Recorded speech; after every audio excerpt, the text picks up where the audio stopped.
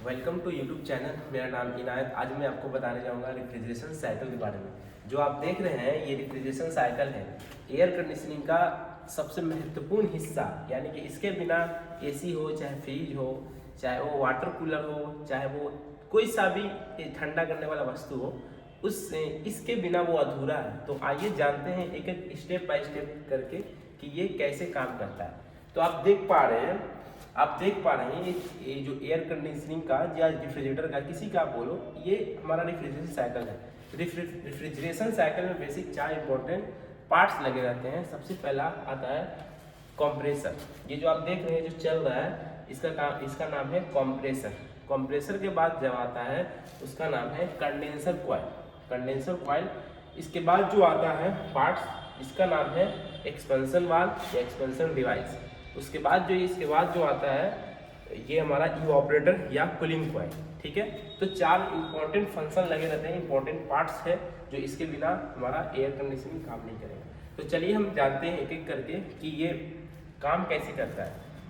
बात करते हैं सबसे पहले कंप्रेसर का। तो कंप्रेसर का काम है low pressure low temperature vapour refrigerant को हाई प्रेशर और हाई टेम्परेचर में कन्वर्ट करना। जो आप देख रहे हैं जो लो प्रेशर लो टेम्परेचर ले रहा है, ये वेपर रेफ्रिजरेंट ले रहा है, लो प्रेशर लो टेम्परेचर और हाई प्रेशर हाई टेम्परेचर में कन्वर्ट करके आगे भेज रहा है। यानी कि कंप्रेसर का काम है low pressure low temperature vapour refrigerant को हाई प्रेशर और हाई टेम्परेचर में कन्वर्ट करना। अब सेकंड आता है हमारा कंडेंसर कॉइल।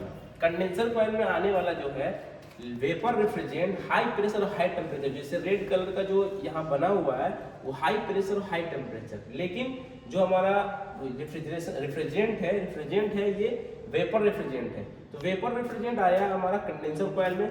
कंडेंसर कॉइल का काम है वेपर रेफ्रिजरेंट को लिक्विड रेफ्रिजरेंट में कन्वर्ट करना। ठीक है, ये जो आप देख रहे हैं ये वेपर रेफ्रिजरेंट है, यानी कि वेपर रेफ्रिजरेंट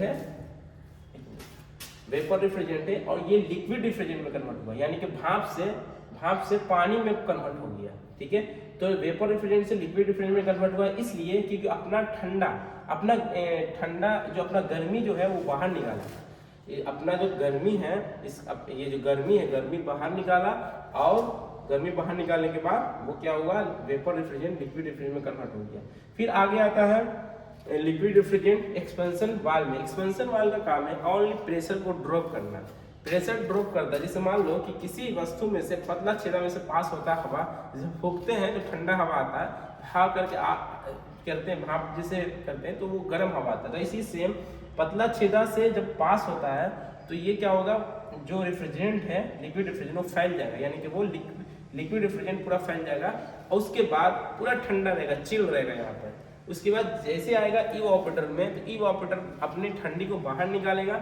जब ठंडी बाहर निकाला तो ये क्या हुआ, लिक्विड रेफ्रिजरेंट वेपर रेफ्रिजरेंट में कन्वर्ट होगा। देखो फिर से हम समझते हैं, जैसे इसका जो काम है इवापोरेटर का, इसका सेम अपोजिट इसका काम है वेपर से लिक्विड में कन्वर्ट करना, इसका काम है लिक्विड से वेपर में कन्वर्ट करना।